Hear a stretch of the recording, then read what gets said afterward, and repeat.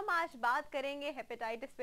ایک تو بڑا مزے کا سین ہوتا ہے, میں آپ لوگ کہتی ہوں گڈ ہیلدی مارننگ اور ساتھ ہی ساتھ کسی ڈیزیز کا نام لے لیتی ہوں, تو مطلب عجیب سی بات ہے, آکسیمورون سا ہو جاتا ہے کہ ایک طرف میں اچھی بات کر رہی ہوں اور ایک طرف ڈیزیز کا نام, لیکن ڈیزیز کا نام بھی میں کسی اچھے کے لیے لیتی ہوں, ان سینس کہ ہم جس ڈیزیز پہ بات کرتے ہیں اس کی سارے آپ کو سائن اینڈ سمپٹمس بتاتے ہیں, اس کا کیور بتاتے ہیں, اس کے پریکاشنز بتاتے ہیں. موسٹ امپورٹنٹلی ہم لوگ کا جو ایم ہے وہ ہے کسی چیز کے پریکاشن کو زیادہ فوکس میں رکھنا تاکہ وہ چیز ان دا فرسٹ پلیس ہو ہی نہ, اور اگر ہو جاتی ہے تو پھر اس میں کیا کرنا چاہیے, کیا احتیاط کرنی چاہیے.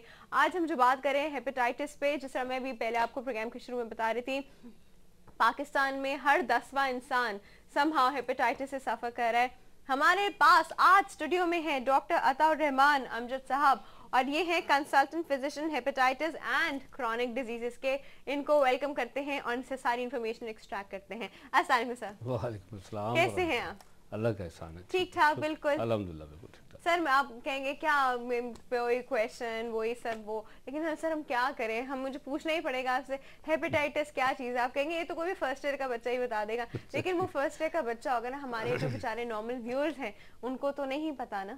اب تھوڑا سا ہیپیٹائٹس ایکسپلین کر دیں. ہیپیٹائٹس اصل میں لیور کی ایک بیماری ہے, اور لیور ہمارے جسم میں ایک ایسا آرگن ہے جو ہمارے جسم کا سب سے بڑا آرگن ہے, اور یہ ایک فیکٹری ہے دراصل ہمارے جسم کو چلانے کے لیے.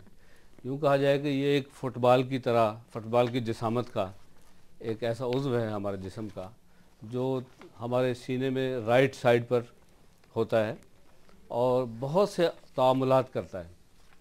یہ ہم جب کوئی بھی کھانا کھاتے ہیں تو جا کے ڈائجیشن ہوتی ہے, اس کا ہاضمے کا عمل ہوتا ہے, اس سے خون بنتا ہے اور پھر پورا جسم جو ہے وہ ایکٹیو ہوتا ہے. تو اس کے اندر جگر کا بہت مین کردار ہوتا ہے. جو بھی ہم کھانا کھاتے ہیں اور اس سے غذا جو ہے وہ خون بنتا ہے, تو جو بھی معدے اور انٹسٹائن سے ہو کر گزرتا ہے تو اس کا خون جو ہے وہ سارا جو ہے آلموسٹ سارے کا سارا جو ہے وہ جگر سے پاس تھرو ہوتا ہے. اس لحاظ سے جگر جو کام کرتا ہے وہ اتنا بڑا کام ہے کہ پورے سارے جسم کے اندر اگر ایک جگر خراب ہو جائے تو گویا ساری صحت ہی خراب ہو جاتی ہے. ہر آرگن سے ریلیٹڈ ہے, ہر آرگن کی صحت سے ریلیٹڈ بالکل ہے. صحیح, ہر آرگن سے ریلیٹڈ. کھانا پینا, سانس لینا, blood circulation, blood filtration, medicines جو ہم نے کھائی ہیں ان کی ساری تباہ کاریاں, سب کچھ لیور میں ہوتا ہے. اور جب جگر جو ہے وہ متاثر ہو جاتا ہے, لیور میں کسی قسم کی انفلیمیشن ہو جاتی ہے, کوئی سوزش ہو جاتی ہے کسی وجہ سے, اس کی بہت سے اسباب ہیں, اس کو ہم ہیپیٹائٹس کہتے ہیں. صحیح.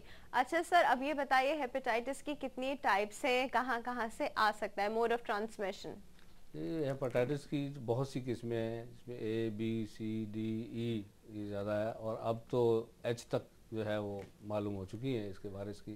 یہ دراصل وائرس کی اقسام ہوتی ہیں. وائرس کو ہم نے جب پہچانتے ہیں تو اس کا نام رکھ دیتے ہیں کہ یہ فلاں قسم کا وائرس ہے.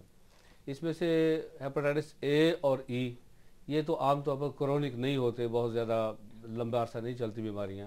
یہ عموماً ایک عرصے کے لیے آتی ہیں سامنے, اور خود بخود بھی اس کے اگر ٹریٹمنٹ کیا جائے تو نسبتاً جلدی, اور نہ ٹریٹمنٹ کیا جائے تو عموماً خود بخود ریموو ہو جاتی ہیں. لیکن باقی جو وائرل ہیپیٹائٹس ہیں جن کی وجہ وائرس ہوتا ہے جو خراب کرتا ہے جا کے جگر کو اور اس کے سیلز کو ڈیمیج کر دیتا ہے, اس کے بارے میں بہت زیادہ کانشیس ہونا چاہیے اور الرٹ ہونا چاہیے. اس کے لیے تمام تر حفاظتی اقدامات تو سب کے لیے کیے جانے چاہیے.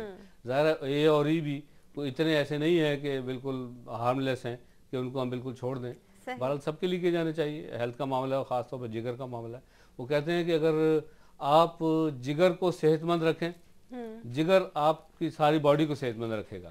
یہ ایک اصول ہے جو بنایا. اچھا ڈاکٹر صاحب, ہیپیٹائٹس اے اور جونڈس میں کیا فرق ہے؟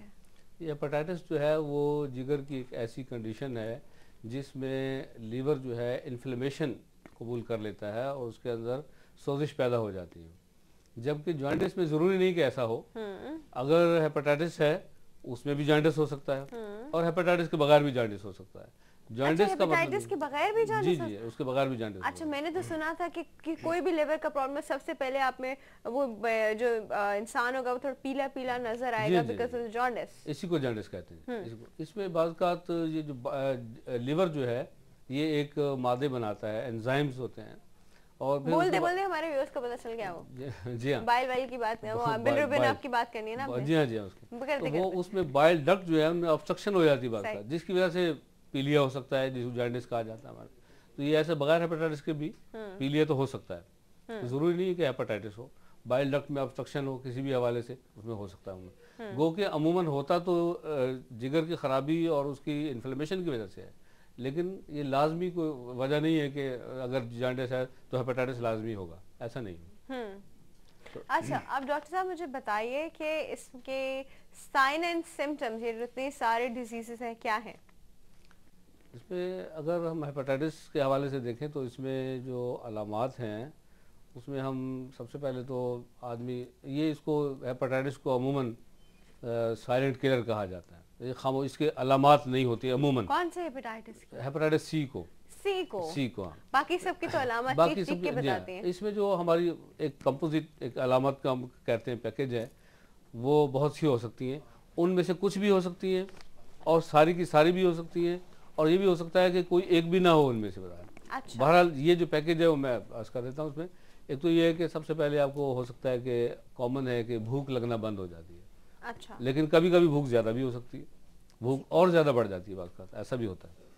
بھوک کے ساتھ ساتھ ڈائجسٹو سسٹم جو ہے جب وہ متاثر ہوتا ہے تو اس میں گیسز کا پیدا ہو جانا, کبھی کبھی پیٹ میں درد کی کیفیت پیدا ہو جانا, کبھی جو ہے اسٹول جو ہے زیادہ پاس ہونا شروع ہو جانا, لوز موشن جسے ہم کہتے ہیں وہ ہو جانا, کبھی کانسٹیپیشن اس کے الٹ وائس ورثہ ہو جانا.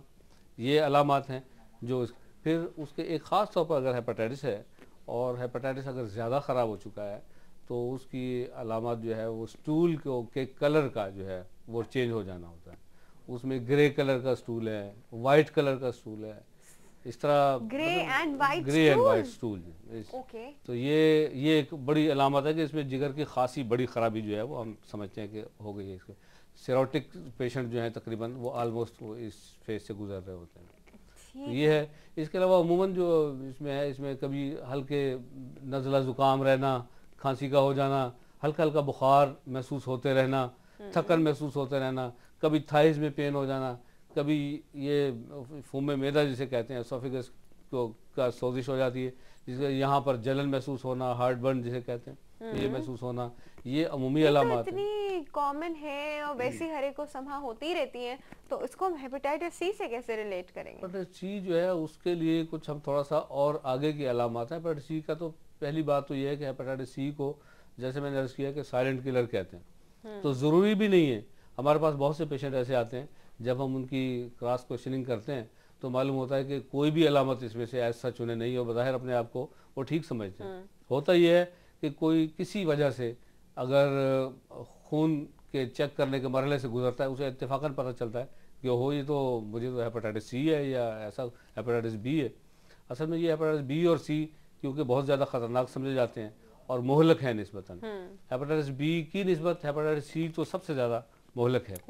اور اس میں سے ہم نے دیکھا ہے کہ جو اسٹڈیز ہیں وہ بتاتی ہیں کہ ہیپاٹائٹس بی میں جو پیشنٹ انوالو ہوتے ہیں وہ آلموسٹ 5% ان کی ایسی تعداد ہے جو سیروٹک ہو سکتے ہیں یا ہو جاتے ہیں نارمل.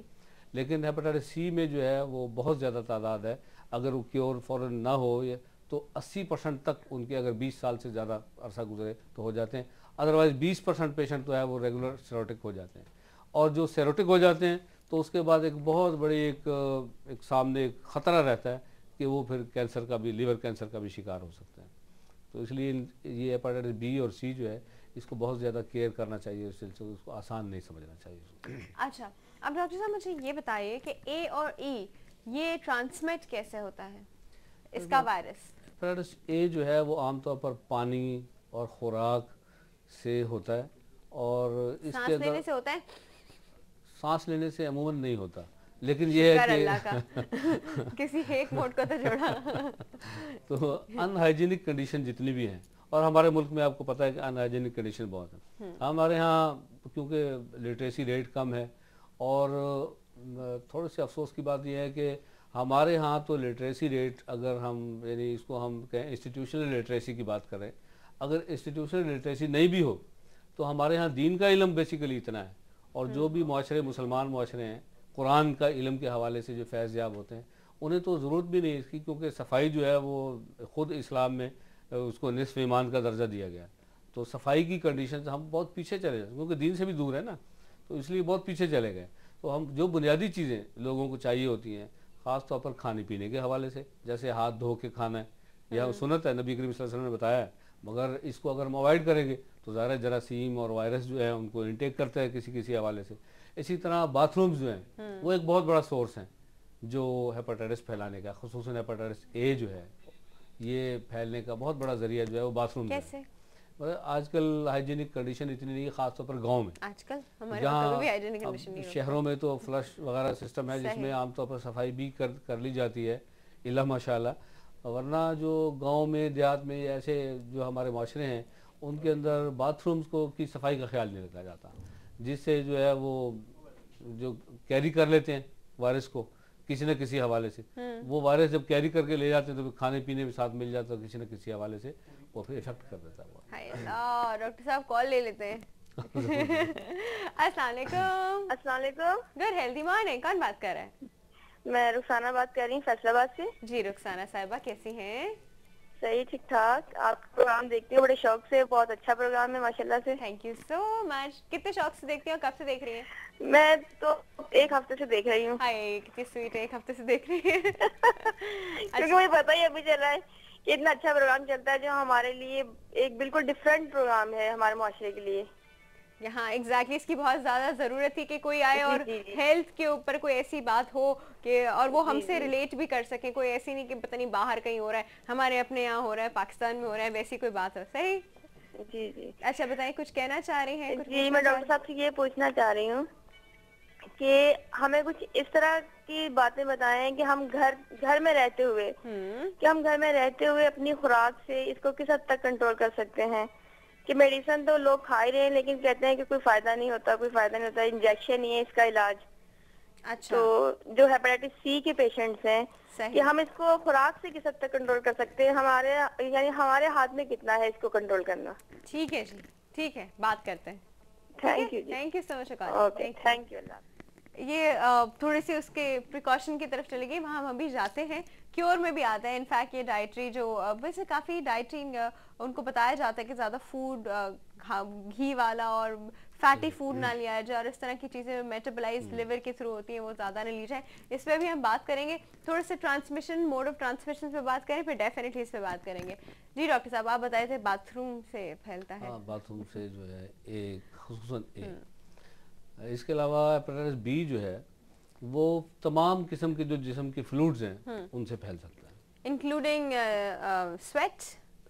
جی سویٹ سے بھی، سویٹ سے بھی پھیلتا ہے۔ پہلے تو وہ کہتے تھے کہ سویٹ میں اتنا وائرس ہے اس نہیں، لحاظ سے بڑا ہی خطرناک ہے ہیپاٹائٹس بی، مہلک کم ہے لیکن اس لحاظ سے بڑا خطرناک ہے کہ وہ جو مریض جو ہیپاٹائٹس بی کا ہے وہ انوائرمنٹ آنسوؤں سے بھی، میاں بیوی کو آپس میں تعلقات کے حوالے سے بھی، بچوں کو بھی اگر آپ کسی کے حوالے سے لیں گے، امبریس کریں گے، مصافحہ کریں گے تو ظاہر سویٹس تو انٹر پاس ہوتے ہیں، تو اس طرح یہ اچھا نہیں وہ تو تب اگر آپ کے ہاتھ میں کوئی کٹ لگا ہوا اور پھر آپ نے ان سے ہینڈ شیک کرا تو یہ ہیپاٹائٹس سی کے حوالے سے تو ٹھیک ہے، ہیپاٹائٹس بی کے حوالے سے کہ سویٹ سے بھی کیونکہ پھیلتا ہے تو سویٹ تو آلویز دیئر، تو اس لیے ہیپاٹائٹس بی کے حوالے سے بہت زیادہ محتاط رہنے کی ضرورت ہے، اور یہ احتیاط جو ہے لوگوں کو نہیں کرنی، یہ احتیاط اس لیے بتانا ضروری ہے کہ ہیپاٹائٹس بی کے جو پیشنٹ ہیں جنہیں معلوم ہے کم از کم انہیں یہ چاہیے کہ وہ اپنے آپ احتیاط کریں اور لوگوں سے انٹریکشن کم سے کم کریں، اور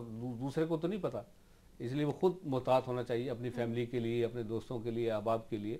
تو ہیپاٹائٹس بی کا فوراً ایک ٹریٹمنٹ لے کے، ٹریٹمنٹ کیونکہ یہ تو بڑا اچھوت ٹائپ ہو گیا، جی اس طرح کا ہے، اس میں کیونکہ آنسو ہیں، سلائیوا ہے، وہ ویسے ہی روئے گا مجھے ہیپاٹائٹس بھی ہوگا، اس سے بھی وہ مطلب آنسو جو گر رہے ہیں جی وہ بھی خطرناک ہے، اس کا تو رونا بھی مشکل ہو گیا، رونا بھی بیچارہ رو بھی نہیں سکتا ڈیزیز ہونے کے بعد۔ ڈاکٹر صاحب ایک اور